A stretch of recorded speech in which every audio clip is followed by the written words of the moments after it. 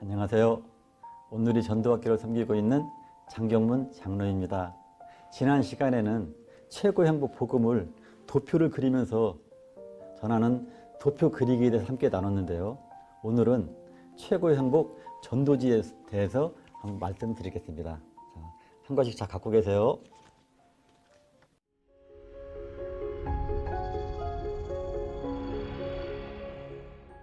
최고의 행복 전도지 탄생 배경에 대해서 말씀드리겠습니다. 2011년 6월 4일 우리 하영주 목사님께서 온누리교회 전도지 제작을 말씀하셨습니다. 제가 이렇게 날짜까지 쓴 이유는요. 그 6월 4일이 토요일입니다. 토요일날 제가 이제 저녁 식사를 하려고 식탁에 딱 앉았는데 우리 하영주 목사님께서 직접 저에게 전화를 주셨습니다. 지금 본인께서 하늘빛 향기라는 프로그램을 그 당시 제가 하늘빛 향기라는 프로그램에 전도라는 주제로 제가 출연했었는데요. 그것을 2번 보셨다고 하시면서 저에게 2가지 미션을 주셨습니다. 하나는 전도에 대한 책을 쓰라는 거였고요. 또 하나는 우리 교회 전도지를 만들라는 것이었습니다. 책이야 내가 개인적으로 쓰면 되지만 우리 교회 전도지를 내가 만들으라고 하시는 목사님 말씀에 부담도 되고 당황하기도 했지만은 그래도 제가 존경하고 사랑하는 우리 하영주 목사님께서 말씀하시는 거기 때문에 네 하고서는 다음날 그 주일날 우리 전도학교 목사님들과 우리 전도학교 사역자님들, 집사님, 권사님들과 함께 전도지 제작에 들어갔습니다. 1년 넘게 2012년 가을에 이제 전도지가 탄생됐는데요. 이름은 당신은 행복하십니까? 라는 전도지가 탄생되었습니다. 물론 우리 하영주 목사님께서는 이 전도지를 보지 못하셨습니다. 못하고 이제 2달 후에 저에게 말씀하신 후 2달 후에 이제 하늘나라에 소천하 가셨기 때문에 못 보셨는데 어쨌든 그래서 하여튼 이렇게 1년 넘게 지나서 전도지가 탄생됐습니다. 그 이후에 수정 보완 해가면서 이제 18년 봄 정도에 돼서는 이제는 어느 정도 이제 완성된 것 같은 그러한 마음이 들어서 두란노선으로 이 전도지 모든 것을 넘기기로 결심을 했습니다. 그런데 하나 걸리는 게 있었습니다. 그것은 이름이었습니다. 당신은 행복하십니까? 이 이름이 왠지 걸렸습니다. 그 다른 전도지 보면 뭐 영적인 것도 있고 막 좋은 것 같은데 좀 이름이 걸려서 상의를 했는데 답도 안 나와서 결국 이제 이재원 담임 목사님한테 찾아가서 말씀드렸더니 목사님께서 3가지 전도지 이름을 지었습니다. 그런데 그 중에 하나 최고 행복이 마음에 탁 들었는데 제가 결정할 일도 아니고 해서 이제 우리 전도학교 목사님하고 그 사역자님들하고 상의하니까 최고 행복이 다 좋다고 해서 최고 행복이라는 이름으로 이제 두란노선으로 넘어갔습니다. 자, 2012년 가을에 처음 이게 탄생한 전도지 내용입니다. 자, 그런데요, 이 전도지는 이렇게 생겼습니다. 그 디자인은 좀 멋있는 것 같은데 왠지 실제 전도 상황에서 그 현장에서 사용하려면 조금 이제 어려움이 있어서 그 다음에는 이렇게 이제 한 장씩 넘기는 걸로 이제 바꿨습니다. 물론 디자인하고 모든 건 똑같습니다. 자, 그리고 가로로 된 것도 이렇게 또 이렇게 만들어 보고요. 그리고 14년도 이제 봄에 이제 당신은 행복하십니까? 라는 이제 그 정사각형.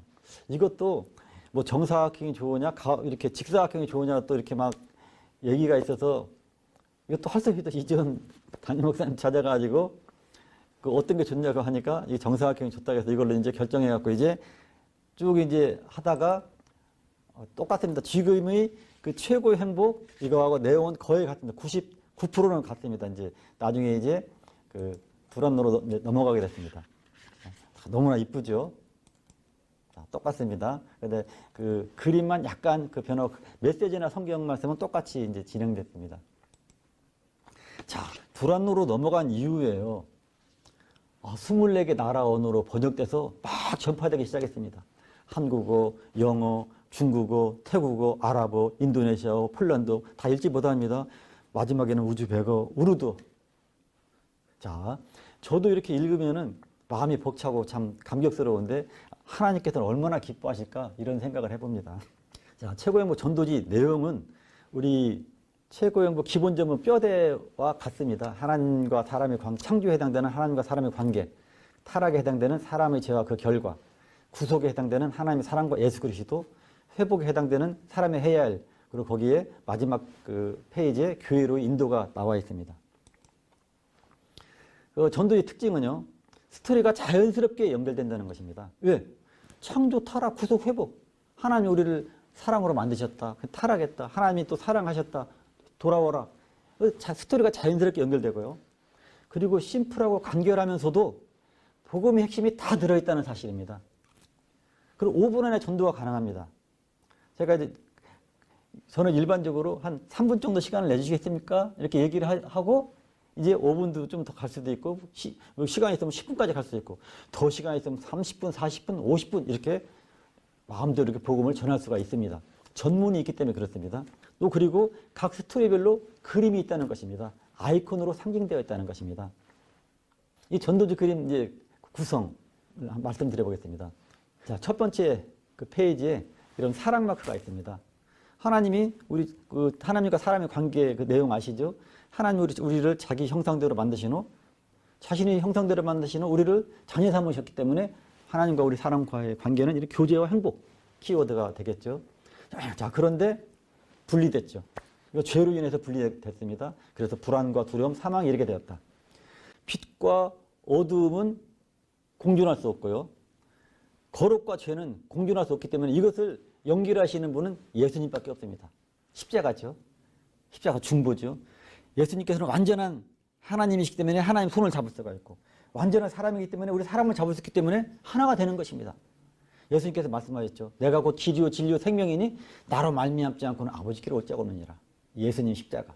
자, 그리고 이제는 네 번째는 예수님께서는 우리 모든 죄값을 치르기 위해서 십자가에서 죽으시고 3일 만에 부활했습니다. 그리고 우리에게 두 가지 선물을 주시는데 바로 평안과 영생입니다. 이 지금 그림을 하나, 둘, 셋, 네 개를 지금 말씀드렸는데요. 여기까지가 복음입니다. 자, 지금 오른쪽에 있는 그림은 이제 결국 우리가 인간이 해야 할 일, 회복에 해당되는 것입니다. 자, 그 첫 번째 사람이 해야 할 일 중에서 서론 얘기하고 그 다음에 하나님 마음 전하고 예수님 마음 전한다고 지난번에 말씀드렸는데 바로 첫 번째 그림이 하나님 마음을 전하는 것입니다. 자, 하나님께서는 지금 이 시간 선생님 예수님을 영접하여 참 평안과 영생을 받기 원한다. 이 내용이고요. 자, 그 다음 밑에는 그 문이 보이죠. 예수님께서 볼지어다 내가 문 밖에 서서 두드리노니 누구든 이 내 음성을 듣고 문을 열면 내가 그에게로 들어가 그와 더불어 먹고 그는 나와 더불어 먹으리라. 지금 문 두드리는 모습입니다. 선택 결심. 자, 그 밑에 이제 그 사랑 마크가 이제 점으로 연결되어 있습니다. 자, 점으로 연결되는데요. 사람이 마음으로 믿어 의에 이르고 입으로 시인하여 구원에 이른다는 영접기도 함으로써 하나가 되는 것이죠. 그래서 마지막 그 그림은 이제 하나님의 자녀가 회복되어서 교회로 인도한다는 그런 내용으로 이루어지고 있습니다. 자, 전도지 활용 방법에 대해서 말씀드리겠습니다. 자, 전도지는 한쪽 면만 보이도록 접어서 사용한다. 이렇게 한쪽 면만요. 이렇게 양쪽을 다 보이면 나는 여기를 얘기하고 있는데 대상자가 여기를 볼 수가 있습니다. 그래서 이 전도지 활용 방법은 대상자로 하여금 집중하게 하는 다 내용들입니다. 한쪽 면만 보이도록 접어서 사용한다.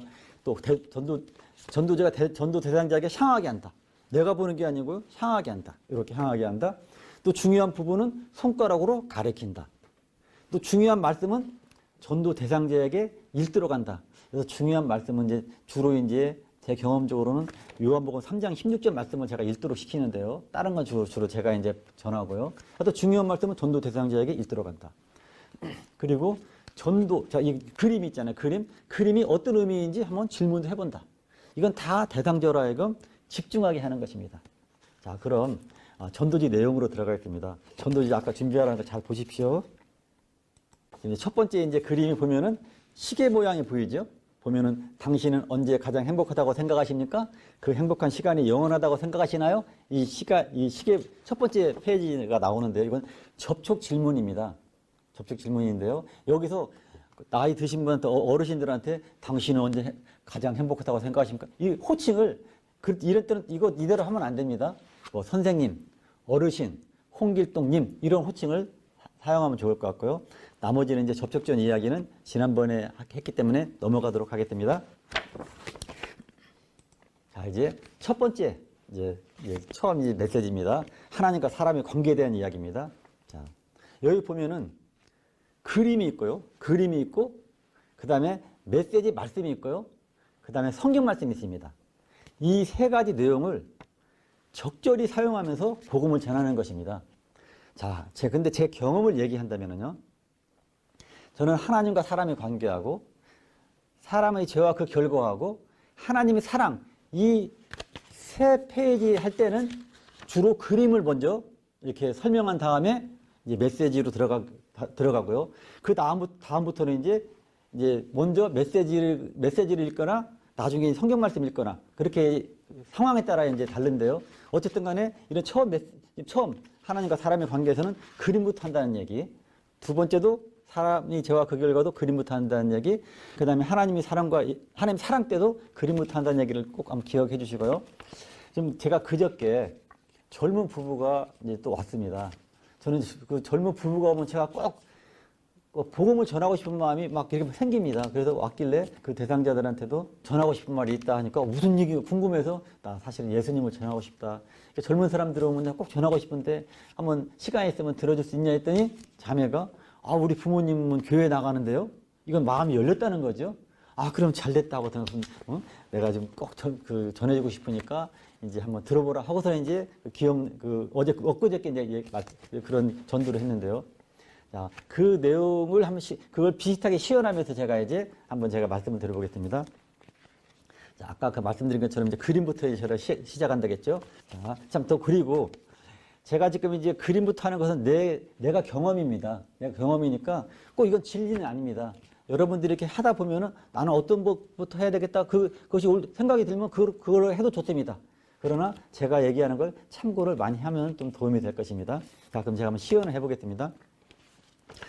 젊은 부부로 생각하고, 자, 먼저, 그럼 예수님에 대해서 내가 말씀을 드릴게요. 자, 보세요 하면서 이제 그림을 보여주면서, 보니까 하트가 보이네요. 하트. 저 하트는 바로 하나님과 사람과의 관계를 얘기합니다. 사랑의 표시입니다. 자, 즉, 다른 말로 하나님과 사람이 이런 사랑의 관계라는 것입니다. 자, 그럼 어떻게 창조주 하나님과 우리 같은 죄인이 이런 사랑의 관계가 될까요?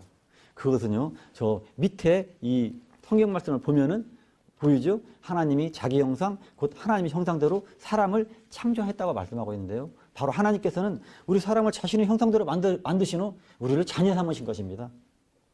자녀에 대한 부모의 사랑은 본능적이죠. 자, 예를 들어서 자녀가 집을 나갔다 합시다. 그럼 부모들은 정신없이 자녀를 찾으러 다니죠. 친구네 집도 가고 PC방도 가고 막 실종 신고도 되고 찾다 못 찾으면 어떡하나요? 나중에 집에서 이사도 안 갑니다. 안 가는 건지 못 가는 건지. 응? 왜? 내 자식이니까. 집보다 자식이 더 중요하니까. 이처럼 하나님께서 우리를 자신의 형상대로 만드신 후 우리를 그렇게 사랑하시는 겁니다. 그래서 우리와 하나님 사랑의 관계가 이런 관계입니다. 여기 한번 글씨를 한번 보십시다. 어떻게 써 있죠? 사람은 본래 하나님과 교제하며 행복하게 살도록 창조되었습니다라고 써 있습니다. 두 번째로 제가 그 그림부터 제가 한다고 말씀드렸죠. 자, 그러면서 두 번째를 이제 넘깁니다. 이렇게. 며칠 전에 우리 그 손녀딸이 왔는데 이걸 보더니, 하비, 하트가 잘라졌네? 이건 6살 먹은 애들도 이걸 알더라고요, 보니까요. 그러니까 뭐 많은 사람들이 아는 거죠. 보니까 내가 그 이제 대상자들한테 다시 이제 전도하는 것을 다시 들어가겠습니다. 보면은, 하트가 분리되었네요. 자, 이것은 바로 죄 때문입니다. 하면서 이제 전도지에 있는 내용을 이제 읽어도 좋습니다. 그런데 사람이 하나님께 불순종함으로 죄를 지었고 하나님을 떠나게 되었습니다. 죄의 특징 중에 하나는 분리입니다. 관계가 단절되는 것입니다. 자, TV에서 죄를 지으면 감옥에 가죠. 사회와 격리돼서도 감옥에 가죠. 아무리 화목한 가정이더라도 그 가장인 아버지가 죄를 지으면 가족들을 떠나 감옥에 가는 걸 볼 수 있습니다. 이처럼 우리 사람도 하나님께 죄를 지으면 하나님과 떠나게 되어 있습니다. 자, 성경에 보면은요, 모든 사람이 죄를 범하였음에 하나님의 영광에 이르지 못하더니라고 말씀하고 있습니다. 이 말은요, 모든 사람이 죄를 지어서 하나님을 떠났다는 말씀입니다. 자, 참고로 잠깐 이제 시연하다 자꾸 중단했습니다. 왜 중단했냐? 여기 보면 지난번에도 말씀드렸지만 모든 사람이 죄를 범하였음에 하나님의 영광에 이르지 못하더니 대상자가 잘 이해를 못할 수도 있습니다. 그래서 모든 사람이 죄를 지어서 하나님을 떠났습니다라고 이렇게 꼭 이렇게 알아듣기 쉬운 말로 전하는 게 좋을 것 같습니다. 자, 그럼 계속 나가겠습니다. 하나님을 떠난 사람에게는 두 가지 현상이 나타나는데 첫 번째는 불안과 두려움입니다. 아이들은요, 부모와 함께 있으면 어디든지 가는 것을 볼 수 있습니다. 그러나 부모가 곁에 없으면 자기 집에 있더라도 부모가 곁에 없으면 불안과 두려움에 빠집니다. 자기 집에 아무리 재미난 오락기가 있고 TV가 있고 자기가 좋아하는 음식이 냉장고에 가득 있더라도 부모가 곁에 없으면 불안과 두려움에 빠집니다. 놀이동산에서 그렇게 재미나게 놀다가도 부모가 보이지 않아 봐요. 울지요. 불안과 두려움이 생기기 때문입니다. 첫 번째 사람인 아담도 하나님을 떠난 후 처음 느낀 감정이, 그 당시 에덴 동산이라면 아주 완벽하게 하나님이 지어주셨는데 하나님을 떠난 후 처음 느낀 감정이 두렵다라고 말씀하고 있습니다.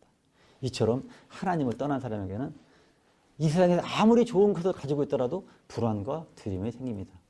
이때도 어제 그저께 하니까 그 자매가 고개를 끄덕거리면서 듣는 것을 경험을 했습니다. 이때 부모 자녀의 관계 얘기하면 많은 사람들이 이렇게 그 고개를 끄덕거립니다. 다시 또 시연으로 들어갑니다. 두 번째는 사망입니다. 자, 여기 보면은 죄의 싹은 사망이오라고 말씀하고 있죠. 여기서 싹이란 어떤 행위에 대한 대가를 말하는데요. 즉 하나님께 죄를 지으면 그 대가로 사망에 이른다는 것입니다. 자, 여기서 사망이란 단순히 목숨이, 저는 꼭 이렇게 합니다. 단순히 목숨이 끊어지는 것뿐만 아니라 우리 육체적 죽음 이후에 우리를 창조하신 하나님과 분리되어 지옥에서 영원히 고통당하는 것을 의미합니다. 여기까지가 이제 2단계 마치는데요. 그래서 꼭 그 연결 질문 하라겠죠. 이 상태 놓고 이걸 보여주면서 만일 내 자식이 불안과 두려움 가운데 살다가 죽어서 지옥 간다고 생각해 보세요. 내가 얼마나 속상하겠습니까? 그 젊은 사람들이기 때문에 내가 이제 눈이 돌아갑니다 이렇게 표현됐는데요. 물론 나이가 어느 정도 드신 분들한테는 그냥 얼마나 속상하겠습니까? 요까지만 얘기하는 거죠. 자, 하나님께서도 우리들을 자신의 형상대로 만드시는, 우리를 자녀 삼으시고 우리들이 불안과 두려움과 살다가 죽어서 지옥 간다고 생각하시고 너무나도 속상하신 것입니다. 그래서 하면서 이제 그 다음 장으로 넘깁니다. 여기서 그래서 예수님을 이 땅에 보내신 것입니다. 자, 십자가인데 사실은요. 많은 사람들이 십자가를 예수님으로 생각하니까 이렇게 표현해도 좋은 것 같습니다. 그래서 예수님을 이 땅에 보내셨습니다. 그러면서 그 다음부터는 이제 밑에를 그냥 읽어도 했습니다. 저는 주로 읽어집니다. 하나님께서는 사람들이 이런 모습을 불쌍히 여기시고 예수 그리스도를 대속물로 이 땅에 보내셨습니다. 자, 대속물 꼭 설명해 주라겠죠? 대속물 잘 모르니까 대속물이란 무엇일까요? 대속물이란 자유를 준다. 자유롭게 한다는 뜻인데요.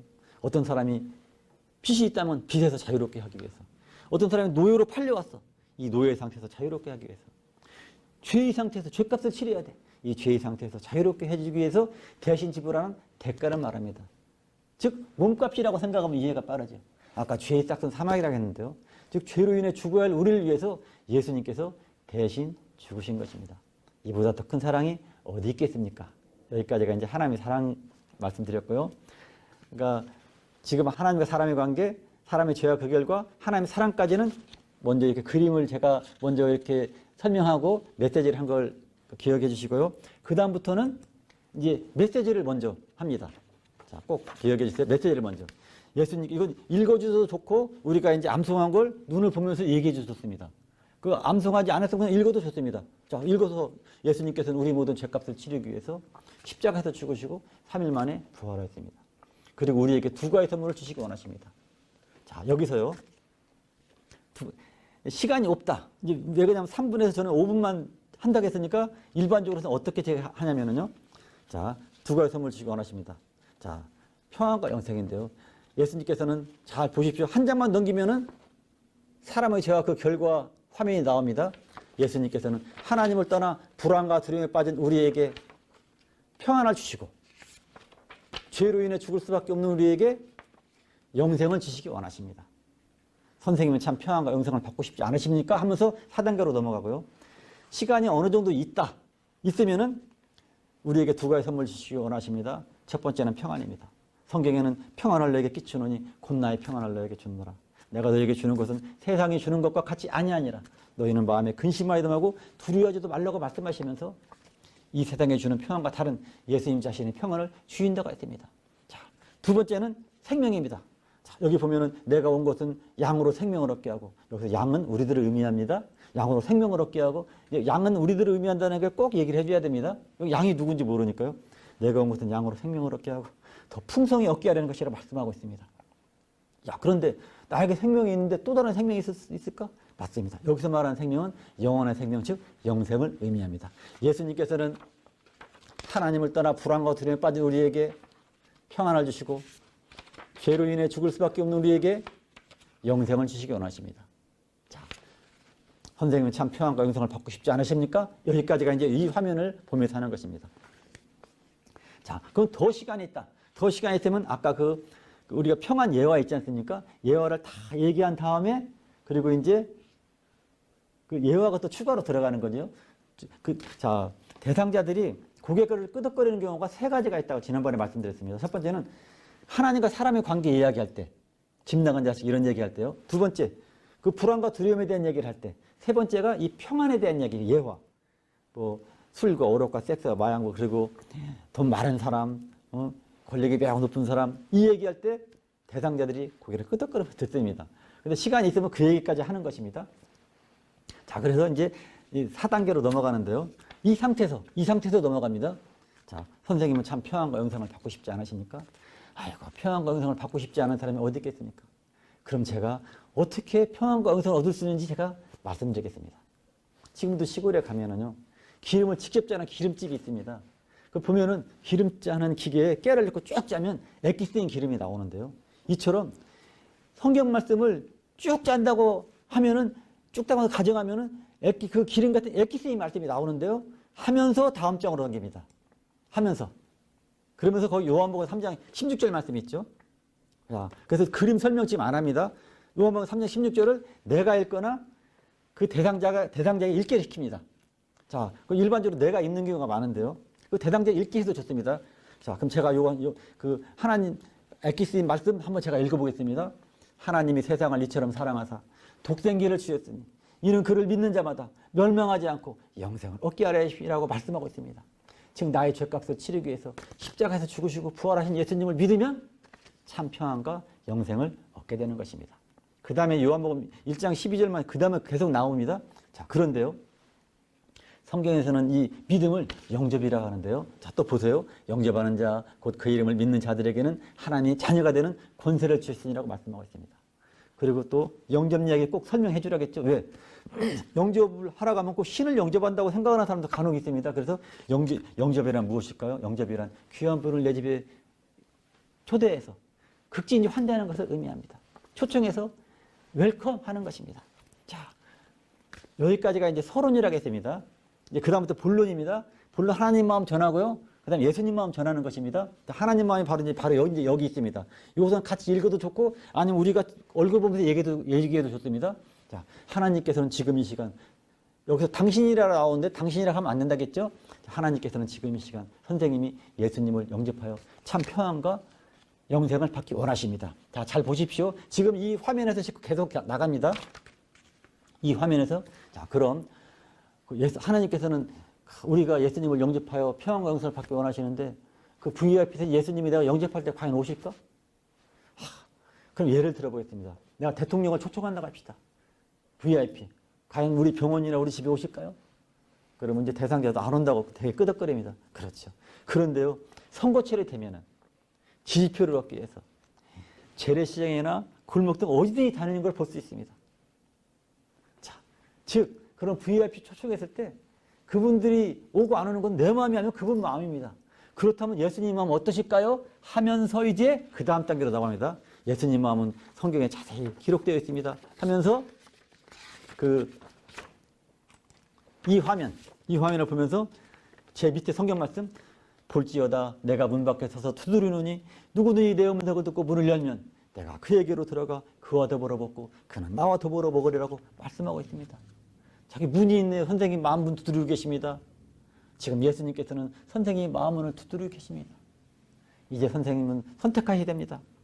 죄악된 세상에서 불안과 두려움 가운데 살다가 죽은 이후에 지옥에서 영원히 고통을 당할 것인지 아니면 예수님을 영접하여 참 평안과 영생을 얻을 것인지 선생님 예수님을 영접하시겠습니까?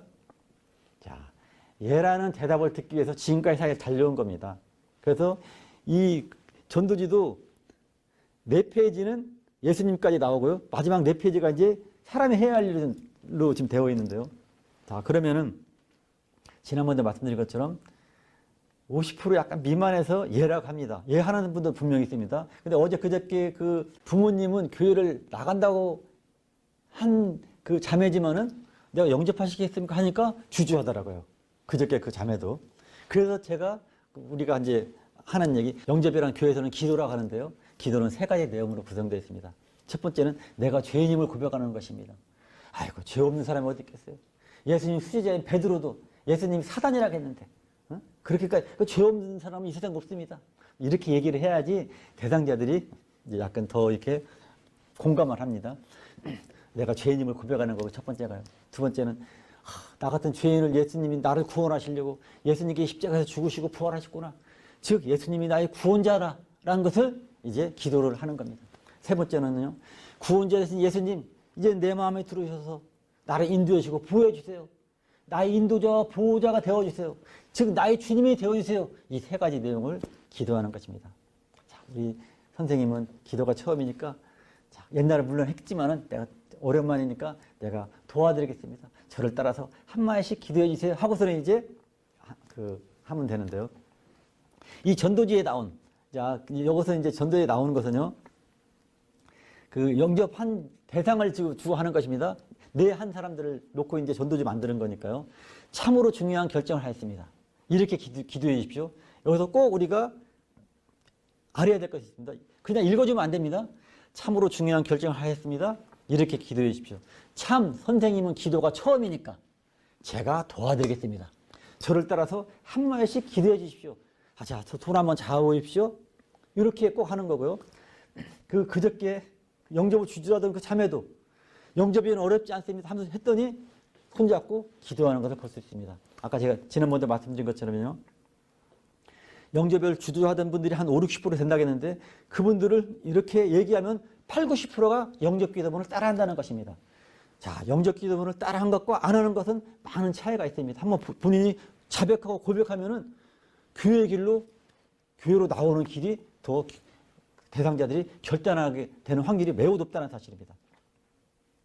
자, 그렇기 때문에 전도자는 영접 기도문 암송이 필수입니다. 그건 꼭 외워주시기 바랍니다.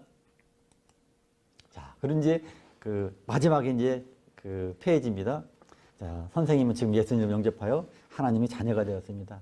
가까운 교회에 나가셔서 하나님 말씀 듣고 기도하며 하나님과 함께 행복한 삶을 누리십시오. 이제 교회로 인도입니다.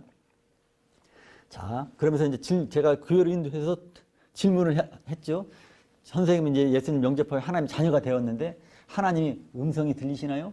예수님이 보이시나요? 자, 이 질문은 어떤 경우를 생각해서 질문했냐면요. 이 대상자가 이제 예수님 믿고 교회 나가서 신앙에 성장하면은 우리가 큐티하면서 하나님의 음성을 듣는 것처럼 그래서 하나님의 음성을 지금 이 선생님은 예수님을 영접하여 하나님 자녀가 되었는데 하나님의 음성이 들리시나요? 이런 질문을 던진 거고요. 두 번째, 예수님이 보이시나요? 이 질문을 던진 것은 마태복음 25장에 나오는 그 임금 주님이 내려고 하나님이 내려오셔갖고 우편에 양을 좌편에 왼쪽에 염소를 분리시켜 놓고 내가 굶었을 때 먹을 것을 주었고 목마를 때 마실 걸 주었고 나그네 됐을 때 나를 영접하였고 헐벗었을 때 옷을 입혀주었고 옥에 갇히고 병들었을 때 나를 찾아와서 내가 돌보지 않았냐 하니까 내가 언제 그랬습니까? 이때 예수님께서 여기 내 형제 중에 지극히 작은 자 하나에게 한 것이 곧 내게 한 것이라. 지금 굶주리고 목마르고 나그네 되었고 영적으로 굶주린 하나님을 떠난 사람들, 영적으로 목마른, 영적으로 나그네 된 사람들.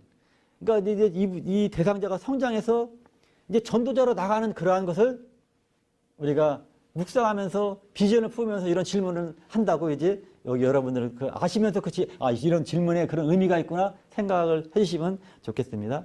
자, 그리고 지난 시간에 이제 기도 순서를 말씀드렸는데요. 제가 이제 오늘 다시 이 화면을 또 보여드리는 것은 지난번에 이제 왼쪽만 얘기했습니다. 전도 대상자한테 기도까지 알려준다고 말씀드렸죠. 하나님 아버지 감사합니다. 용서해 주세요. 도와주세요. 예수님의 이름으로 기도합니다. 아멘 했는데요.